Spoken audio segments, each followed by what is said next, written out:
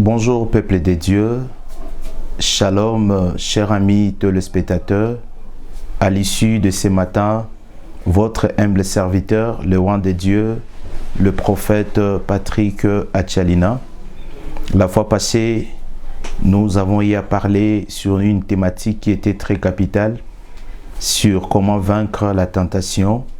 Ce matin, à l'issue de ce matin, nous allons énumérer une thématique qui est très capitale, qui est très lucide pour notre vie. Les thématiques de ce matin, c'est « Ils te feront la guerre, mais ils ne te vaincront pas ». Mais avant de commencer ce message s'intitulé ce matin, nous allons prier, remettre ce moment entre les mains du Seigneur afin qu'il nous conduise pendant ce moment dans sa présence. Tendre Père éternel, à l'issue de ce matin, nous te rendons grâce. Ta parole déclare dans Jean chapitre 1er, verset 1er, « Au commencement était la parole, et la parole était Dieu, et c'est Dieu qui fit la parole. » Laisse que ta parole qui sortira ce matin, laisse que ta parole édifie, laisse que ta parole fortifie au nom de Jésus. Amen. Bonjour, bonjour à tous, peuple de Dieu. Nous allons commencer un message qui est très capital, qui est très lucide par rapport à notre vie.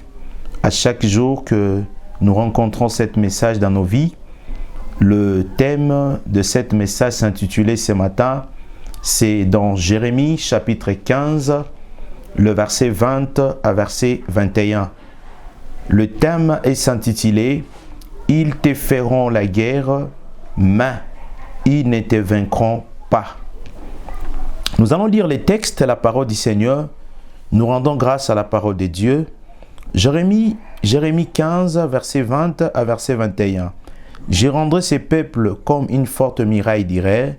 Ils te feront la guerre, mais ils ne te vaincront pas. Car je serai avec toi pour te sauver et te délivrer, dit l'Éternel. Je te délivrerai de la main de méchants, je te sauverai de la main de violents. » Nous avons lu le message s'intitulé ce matin. Nous voulons décortiquer le message par rapport à notre thématique à l'issue de ce matin. Il y a deux façons, il y a deux combats. Premièrement, lorsque nous avons lu Jérémie 15 à verset 21, la Bible dit « Devant le méchant, l'Éternel doit te délivrer. Devant le violent, l'Éternel doit te sauver. Devant le violent, il faut que l'Éternel te sauve. » Nous allons définir d'abord premièrement le mot combat. Le combat, c'est quoi? C'est la guerre. Il n'existe pas les combats sans... Il n'existe pas la victoire sans les combats. Il y a la différence entre le méchant et le violent. Le méchant, c'est celui qui son cœur médite la ruine. Le méchant, son cœur médite la ruine. Le violent, il agit parce qu'on lui pousse d'agir. Nous allons lire Ephésiens chapitre 6 à partir du verset 12. La Bible dit « Nous ne luttons ni contre les sangs ni contre la chair, 1 contre les dominations, 2 contre les autorités, 3 contre le prince du monde des ténèbres et contre les esprits méchants dans le lieu céleste. » Nous avons premièrement les combats face aux dominations. Qui sont les dominations? Ce sont les occultistes, les sorciers, les marabouts, le féticheur. Ce sont des gens que nous luttons avec eux. Deuxième sorte de combat, contre les autorités. Il y a les autorités gouvernementales, il y a les autorités spirituelles, il y a les autorités ecclésiastiques. Nous avons aussi les combats contre eux. Et troisième sorte de combat, contre le prince du monde des ténèbres. Le prince du monde des ténèbres, c'est les esprits des eaux, des sirènes des eaux, tous ces esprits méchants. Et quatrième sorte de combat, laquelle que nous avons, les esprits méchants dans le lieu céleste. Là, nous voyons les esprits de l'astrologie, les dieux soleil, tous ces esprits laquelle que nous luttons. Le principe pour résister devant les combats. Les combats sera permanent dans la vie d'un enfant de Dieu jusqu'à ce que tu mourras. Les combats ne finira pas, mais les combats changera de forme. J'ai lu la Bible de Genèse jusqu'à Apocalypse. Je n'ai pas vu où le Seigneur a dit il n'y aura pas de combat. Le combat sera là pour t'amener à la victoire. Dans la vie d'un enfant de Dieu, il doit passer par les combats. Le combat sera toujours permanent. À chaque dimension que tu atteins dans la vie, il y a une dimension de combat tu vas rencontrer dans votre chemin. Le principe pour lutter devant les combats, nous allons voir le premier principe pour lutter devant les combats. C'est dans 1 Pierre chapitre 5 à partir du verset 9. La Bible dit « Résistez en lui avec une foi ferme. Sachez-le même, les souffrances vous sont imposées à vos frères dans le monde entier. » Donc, la première sorte pour lutter devant les combats, il faut avoir la foi ferme. Donc, lorsque tu as la foi ferme, tu lutteras devant les combats parce que le diable impose la souffrance à nos frères qui sont dans le monde entier. Nous devons avoir la foi ferme pour résister devant les combats. Si tu n'as pas la foi, le diable va te mater et tu seras la proie de tes ennemis parce que tu n'as pas la foi et tu ne vaincras pas les combats. Si tu n'as pas la foi, en vous, tu auras l'esprit de la timidité, l'esprit de la peur parce que tu n'as pas la foi de résister devant le diable. Deuxième principe pour lutter contre les combats, c'est la vie de prière. La vie de prière et jeûne.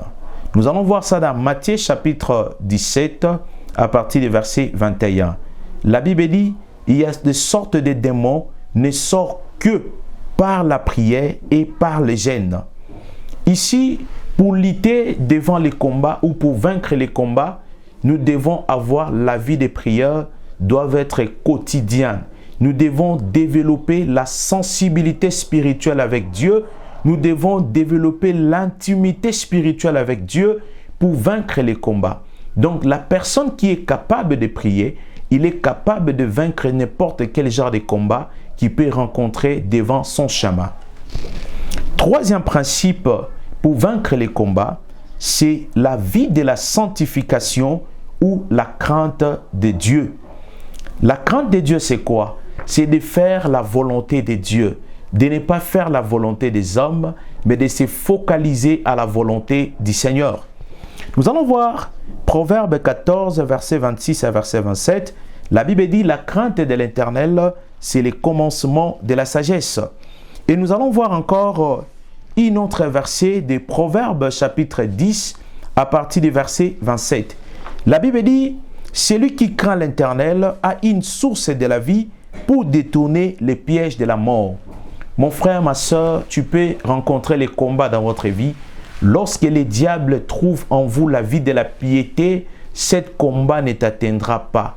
Mais lorsque le diable regarde en lui, tu as quelque chose en lui qui lui appartient, sache-le que toi-même tu es une canal et une porte d'entrée, il doit entrer dans votre vie.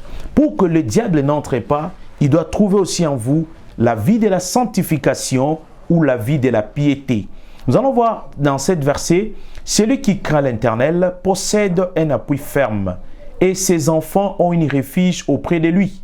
Donc lorsque tu crains le Seigneur, tu marches dans la vie de la piété, sache-le que tu possèdes un appui ferme auprès du Seigneur. Les combats peuvent arriver dans votre vie, n'importe quel genre de combat.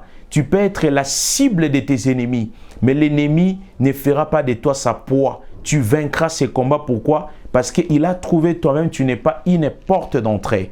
Toi-même, tu fermes les portes par la vie de la piété. Il existe deux formes de combat.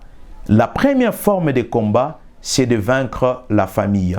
La Bible dit, l'homme aura ennemi les gens de sa propre famille. Mon frère, ma soeur, que tu négliges pas, tes ennemis ne sortiront pas ailleurs, sortira dans votre propre famille. Nous allons voir ça dans Genèse chapitre 32, à partir du verset 24 à verset 29. Là, nous voyons Jacob a réussi les combats. Les combats étaient là contre sa propre famille. Il fallait que Jacob puisse vaincre ce combat avec la famille. Deuxième sorte de combat, c'est de lutter avec Dieu par les moyens de la foi. Jacob a obtenu le premier combat avec ses propres frères, que c'était le combat de sa propre famille qui a combattu Jacob toute sa vie. Et deuxième sorte de combat que Jacob a rencontré par son chemin, c'était de lutter avec Dieu par les moyens de la foi. Nous avons deux formes de combat. La première combat que tu rencontreras, c'est ta propre famille. Deuxième sorte de combat, tu dois lutter avec le Seigneur par les moyens de la foi. Cinquième principe pour vaincre les combats. Cinquième principe pour vaincre les combats. 1. Il faut savoir faire la bienfaisance. C'est quoi la bienfaisance? La bienfaisance, c'est pratiquer le bien. Faire du bien, des bénévolents, sans que la personne te demande ces choses-là. Nous allons voir ça dans Hébreux chapitre 13, verset 16. Deuxième chose, savoir faire les aumônes. Matthieu chapitre 6, à partir du verset 4. La Bible dit, lorsque tu le fais, que personne sache que toi tu as fait cela. Et autre, c'est les offrandes. Sophonie chapitre 3, verset 10. Dans les offrandes, la Bible dit, chacun donnera comme son cœur a résolu. Et quatrième dimension pour vaincre les combats, c'est aussi Malachie chapitre 3, verset 8, c'est la dîme, pour vaincre votre combat par rapport à votre travail. Et dernière chose, c'est les actions de grâce, par rapport à ce que le Seigneur a fait dans votre vie, de lui dire merci de ce qu'il a agi dans votre vie. Psaume chapitre 50, le verset 14. Sixième sorte, il existe 3 formes de combat que le diable opère dans notre vie aussi. Comment? 1. Le diable d'abord vient pour voler, pour détruire, pour dérober et pour égorger. Premièrement, le diable sait qu'il va voler. Nous allons voir ça dans Jean chapitre 10, verset 10. Nous allons voir ça dans 1 Jean chapitre 3, verset 8. La Bible dit, nous savons, celui qui a péché dès le commencement, c'est le diable. Mais le Fils de Dieu est apparu enfin de détruire les œuvres du diable. Nous allons voir ça ici dans qu'est-ce que le diable vole dans la vie des enfants de Dieu. 1. La perte de la spiritualité. Le diable vient pour voler la spiritualité. Il te présente le matériel, la richesse, mais il récupère la spiritualité. Et deuxième chose que le diable vole, la richesse. La richesse sur le plan physique, même sur le plan spirituel. Troisième chose que le diable vole, c'est la santé. Parce que la Bible dit la santé est réservée pour tous ceux qui sont en vie. Septième sorte de principe pour vaincre les combats, c'est le sang de Jésus-Christ. Le sang de Jésus a un impact terrible dans la vie de quelqu'un. Parce que la Bible dit, si le sang n'avait pas coulé, on n'allait pas être appelé des chrétiens. La Bible dit, l'âme de la chair est liée par le sang. Nous allons voir 3 dimensions du sang. 1. Le sang de Jésus donne la purification. Le sang de Jésus donne la protection divine. Et le sang de Jésus nous accorde la victoire. C'est pourquoi nous allons voir ça en Apocalypse 12, verset 11. C'est là où la Bible dit, ils l'ont vaincu à cause du sang de Jésus. Le sang nous donne la victoire. Donc nous devons invoquer le sang de Jésus. Le sang de Jésus, c'est la dernière prise dans les combats. Parce que dans chaque combat, ça demande le sang. Le sang doit couler. Nous les chrétiens, notre dernière prise que nous devons appliquer dans les combats, c'est appliquer le sang de Jésus comme une dernière remède par rapport à notre combat. Et autre chose, 8e principe, pour vaincre les combats aussi, et c'est l'adoration et la louange. Nous allons voir ça dans Jean chapitre 4, verset 23. La Bible dit, l'heure est venue où les vrais adorateurs adoreront le Père en esprit et en vérité. Pour vaincre certains combats dans votre vie, il faut savoir adorer les Seigneurs, il faut savoir louer les Seigneurs. Nous allons voir ça dans Sophonie chapitre 3, à partir du verset 10. Le Seigneur dit, mes adorateurs, mes adorateurs. Donc c'est une manière aussi de vaincre le combat qui peut se présenter devant vous. Donc nous devons retenir ceci. Nous devons retenir ceci, point B, retenir ceci par rapport au combat dans notre vie. 1. La victoire est le fruit de l'obéissance à la voix de Dieu. La victoire est le fruit de l'obéissance à la voix de Dieu. Donc pour vaincre les combats, il faut avoir l'obéissance à la voix de Dieu et à la soumission de ce que Dieu te dit. Si tu n'obéis pas à la voix de Dieu, tu ne vaincras pas les combats. Parce que le combat est spirituel, mais ça se manifeste physiquement et ça se matérialise. Ça commence par les songes et ça va se marier sur le plan physique dans votre corps pour affecter votre corps. C'est pourquoi nous voulons prier pour tout le peuple de Dieu qui vit des combats terribles dans leur vie. nous allons prier afin que ces combats-là tombent. Parce que la Bible nous dit, dans le livre de Psaume chapitre 2, le verset 3, la Bible dit, brisons leurs liens, délivrons-nous de leurs chaînes. C'est pourquoi la Bible nous dit, dans le livre des Psaumes 111, le verset 9, la Bible dit, l'Éternel envoie la délivrance à son peuple et il établit une nouvelle alliance avec lui. Nous allons prier pour toute personne qui a écouté ce message, qui a suivi ce message attentivement, afin que le Seigneur ôte toute forme de combat dans votre vie, afin que tu puisses triompher, afin que tu deviennes plus que vainqueur dans tous ces combats. Au nom de Jésus, Père éternel, je prie pour ton peuple, devant toute forme de combat que ton peuple traverse. Père, libère ton peuple devant toute forme de combat.